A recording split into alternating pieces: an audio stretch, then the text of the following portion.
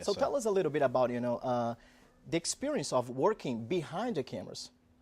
It was great. I founded my company in 2015, Uprising Entertainment, and then was taking several different meetings with the studios in town. And then I met Legendary, and they had a plan in place. You know, they had a vision, they had a goal. They wanted me to star and also produce. It's my first time producing. It's a lot to learn, but it's a great experience, and I definitely want to continue doing it. So what is the goal? It's producing, directing. What do you have in mind?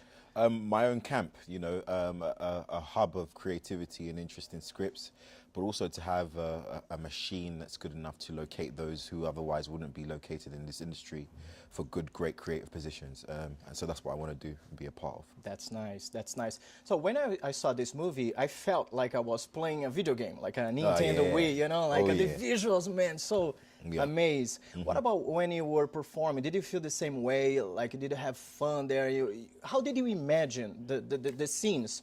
Well, the great thing is, before every take that we did inside the compods, obviously we were on set and it looked like this.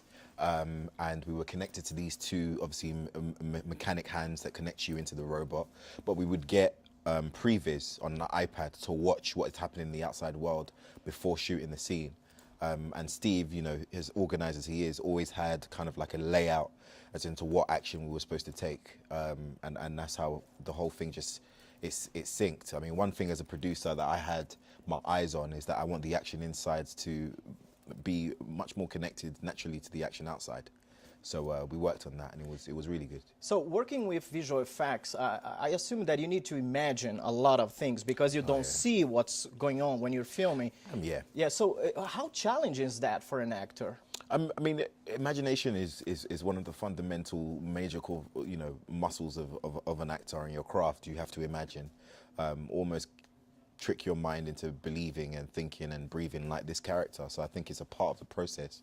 But for something like this, but you have to be ultra specific, it does take a little bit much more strategy. You have to obviously watch the previs, see what's going on, make sure the action is obviously in sync with the other actor beside you, because of the way our machines work.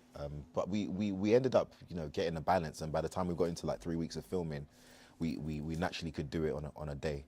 And the plot, the story is really interesting as well. There are lots of twists. We don't know a lot what's going on, so that's nice. Tell us a little bit about the battle between the good and evil in this movie.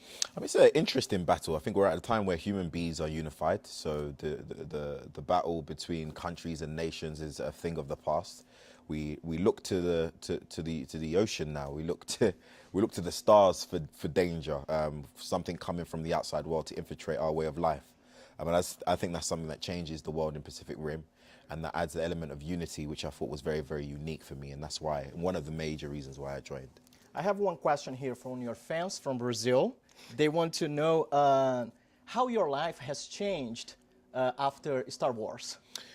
Oh, guys, in Brazil, I don't get to stay in one country long enough for me to call it home. I feel like a wandering spirit, but it's